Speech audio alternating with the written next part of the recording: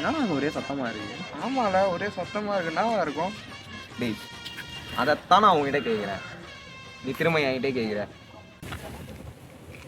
ஏய் ஆதி, என்ன வேட்டி சட்டலாம்? என்ன ஃபங்க்ஷனு? நம்ம காலேஜில் பொங்கல் செலிப்ரேஷன்டா. இங்கே என்னடா பண்ணிட்டு இருக்கீங்க? இது பொங்கல் செலிப்ரேஷனா?